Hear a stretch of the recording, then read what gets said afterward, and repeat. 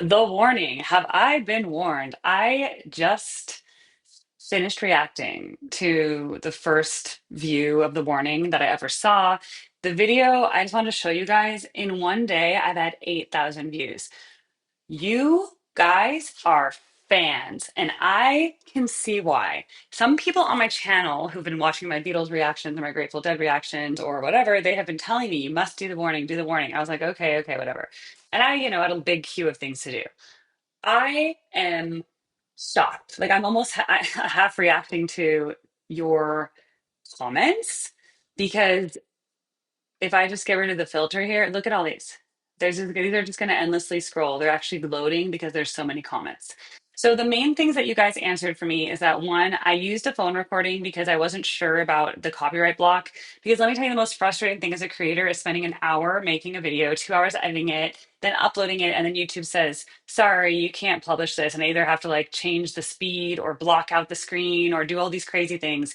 It's been really frustrating. So now that I know that the warning allows and actually encourages reaction videos, I am so happy to do this. So that was the main thing that you guys were telling me. The other question I said, how do they sound so full with only three people? I asked, is there like a backup guitarist? And they said, no, but they do record backing tracks.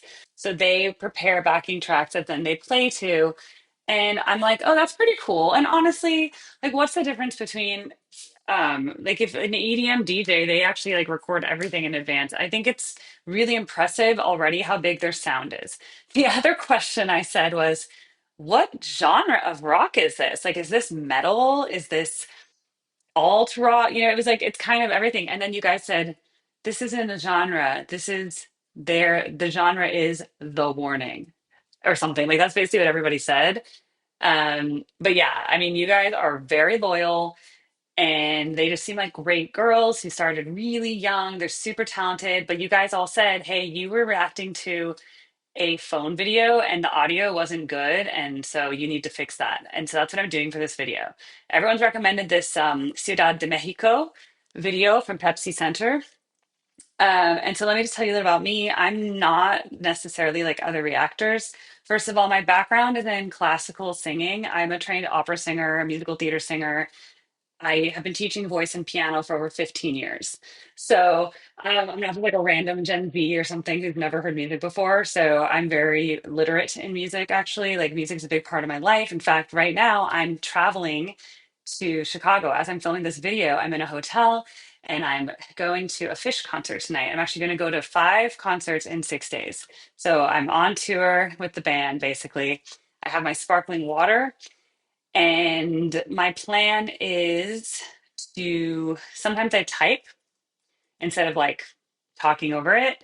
And then I may also be putting on makeup during this video. So don't be offended by that. It's just that I'm sitting here for a long time and I think it's kind of actually unnatural to just who watches stuff like this nowadays? Like with nothing doing nothing else, right? Like I think for me also, like it's better when I multitask because I actually focus better on the music. If I'm just focused so much on the music, sometimes I zone out, if that makes sense. Like I used to do crossword puzzles in university in order to focus on what the teachers were saying because doing the crossword puzzle stimulated my brain to listen. Whereas if I just sit there like this, I would daydream. So doing something, it might be ADHD, but doing something with my hands and or like doing something really helps me. So I have some like really cute, glamorous looks picked out for the concerts over the next few days. But that's not what this is about today. This is about me getting to hear the warning in their full glory with their professionally produced concert video. Ciudad de Mexico. I love Mexico personally. I live in California, so we have a lot of Mexican people, and it's a beautiful country. It's full of so much culture.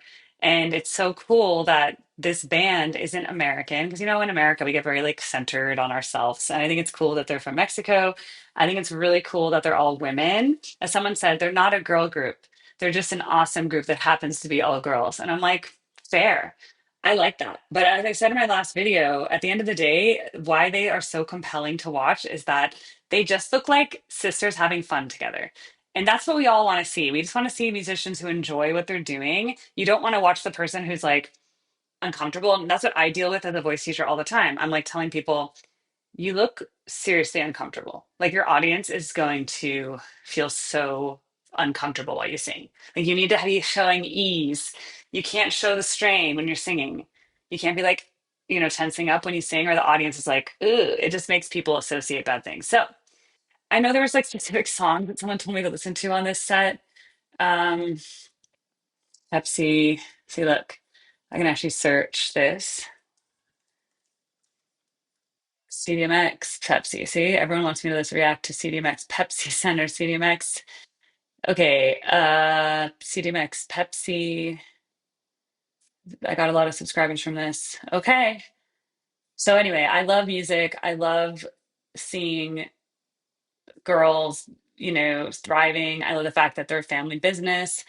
Um, I think they are wonderful role models for young women today. And I want to hear what they can do. So let's just see. I have no idea their breadth, this word, breadth of genre, because apparently they're not just metal, they're not just this, they're not just emo, they're not just alt, they're not just punk, they are like some new rock genre that we can't define. So I will make comments on that. I may be putting on makeup.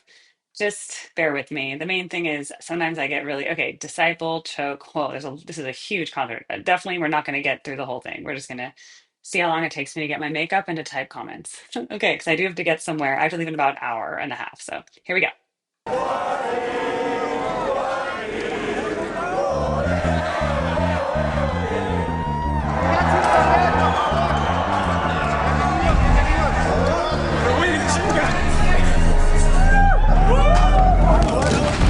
It's great.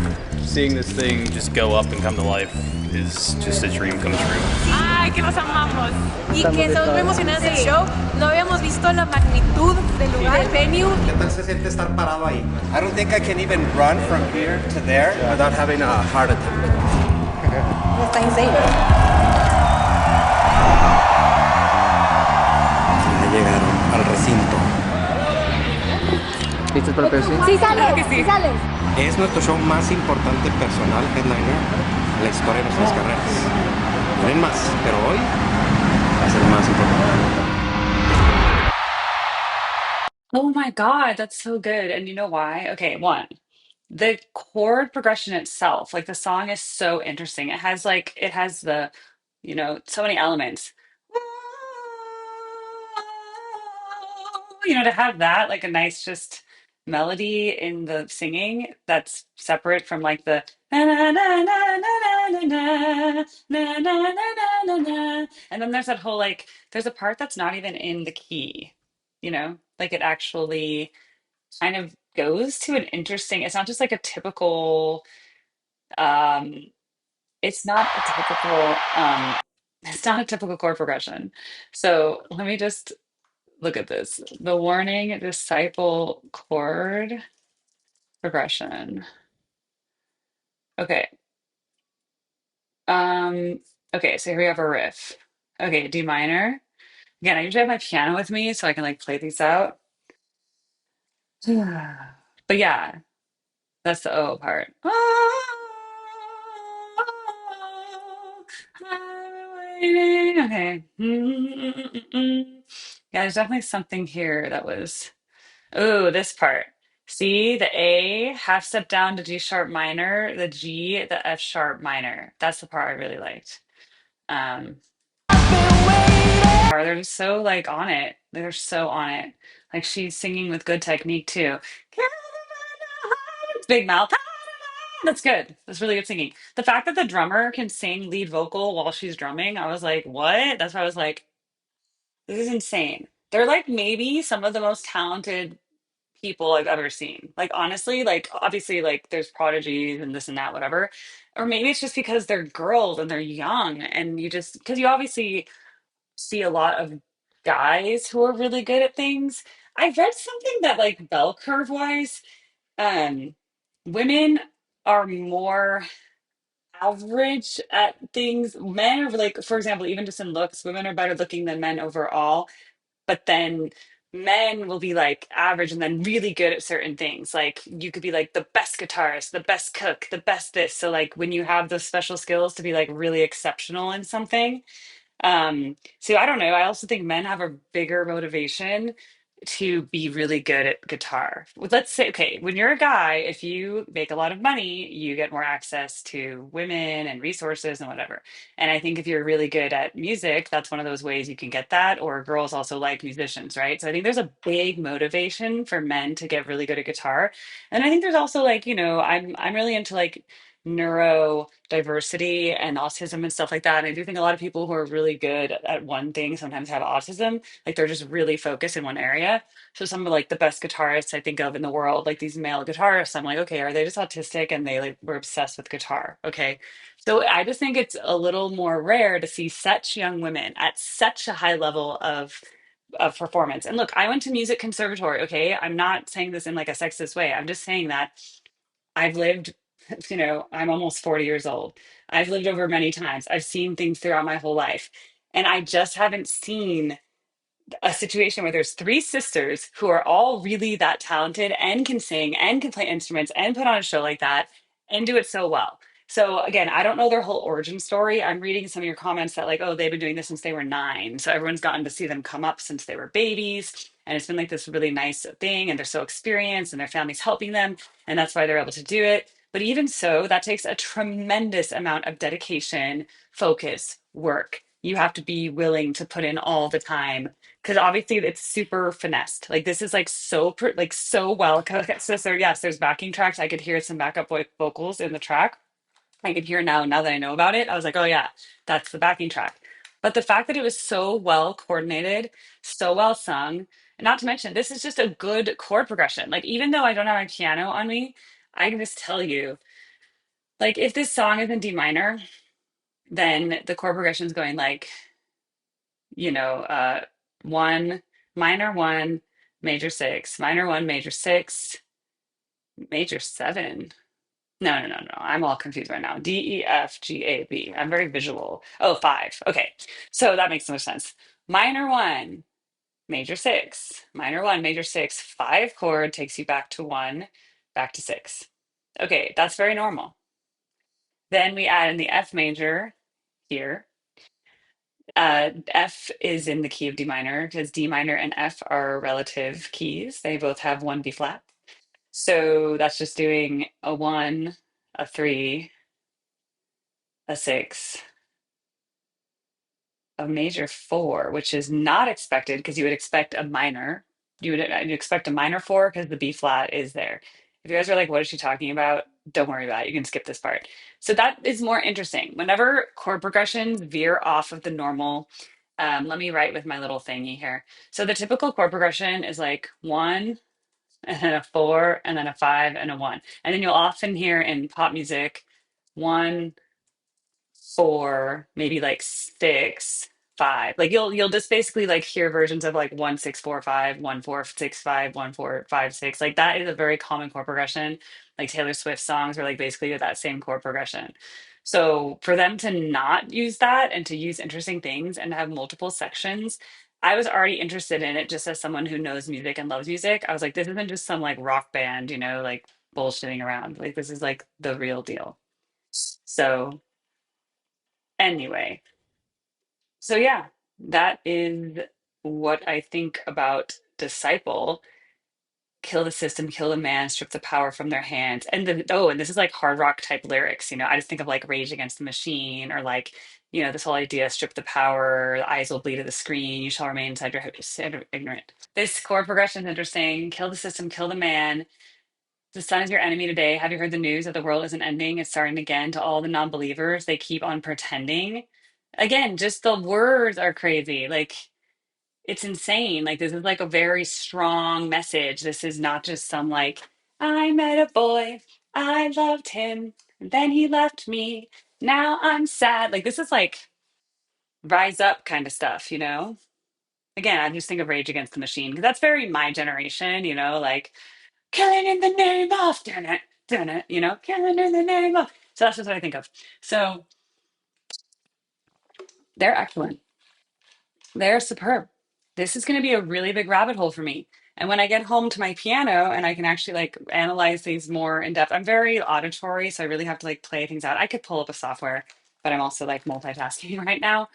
But my reaction is they're amazing. Like, what is it not to say, you know? And again, I know people like it's like, oh, they don't want to be just known for their beauty or whatever, but they are all beautiful too. Like it's very obvious. Like it's not, you don't have to hide that. It's not they're not only famous because they're beautiful. They're beautiful and they're also very talented.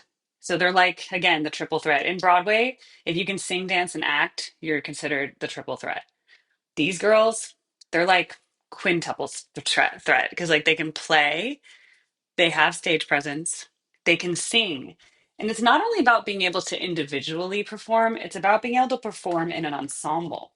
And because, I guess, because they're related and they like each other clearly, they do a really good, they play off of each other really well. Because in some bands, they might be a good guitarist and a good bassist and a good drummer and a good keyboardist.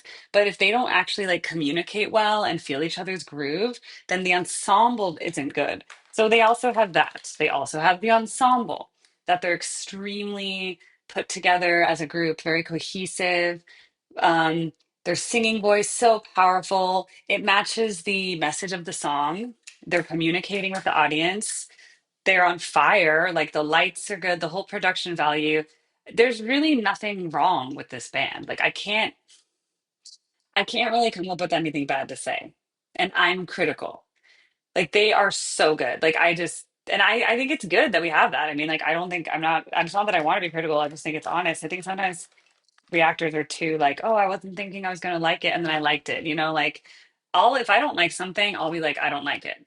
Like there were Grateful Dead songs that I was like, that's not a very good song.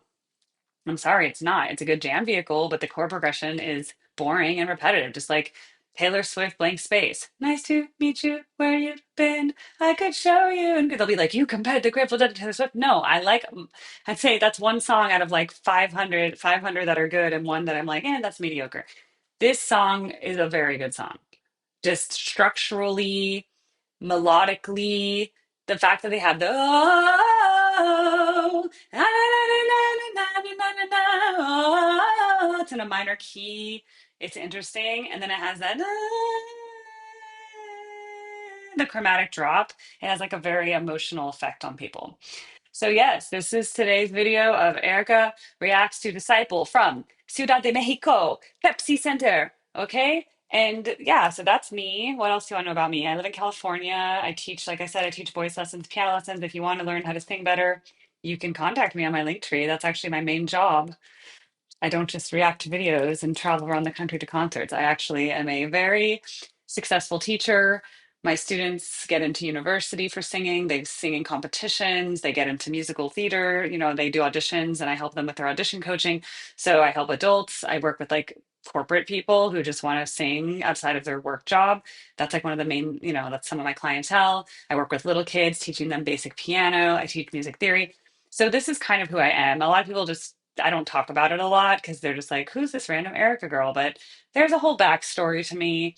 Um, how I even started this channel was like, I had this really bad breakup and I kind of lost myself and I didn't know what to do next. So I wrote an album just to do it, just kind of like I've been waiting my whole life to write an album. And then I did it. And then I was like, wow, I know nothing about YouTube production and self production and making videos and all this. So I kind of just learned how to make music videos. And then once I was making videos, I was like, I kind of want to do more and interact with an audience and like talk to people and provide some value to society. And then in the meantime, as I'm listening to more artists and expanding my repertoire, I will be writing more songs in the future and I'll have an even bigger, there's that word again, breadth, the breadth of resources to choose from. So yeah, I think I'll work through this concert slowly, piece by piece in shorter videos. And that way we can be very specific about each one. And um, yeah, but thank you so much to my original subscribers from months ago who've been telling me about the warning for like 6 weeks. And I just kind of put it down on because I had so much to do. I had this deadline, like the Grateful Dead and Company concerts coming up August 1st, and I hadn't heard the Dead before, and I wanted to go, so I wanted to listen to like as much Grateful Dead as possible. So that took up a lot of my time. But now that concert's approaching, and I feel like I have a really good handle on the Grateful Dead now, so now I'm ready to go back into like other things and be a little experimental. Like I did that K-pop one recently. I'm willing to really react to anything. If you want to make a request for a reaction, just go to yeah, sometimes I like learn a song that I've never heard and then like try to figure out how it goes from sheet music. This link tree, just click here, click on my request form. Sometimes, if people give me a donation, it helps me get it done faster. And that's because usually there's a revenue block for me on reaction videos because the money goes to the artist.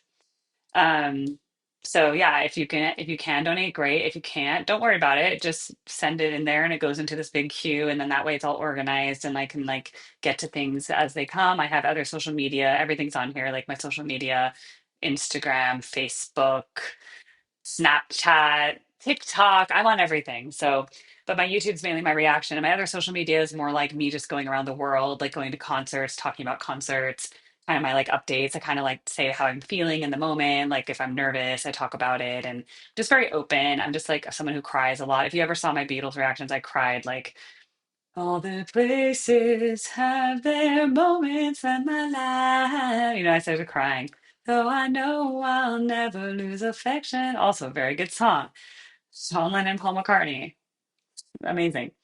So yeah, there are the warning. They're just like too good. They happen to have everything lined up. They worked their butts off, obviously. They've worked so much at this. You can just tell they're like really finessed musicians. And again, if women get upset, like, how could you say that women are generally not as good?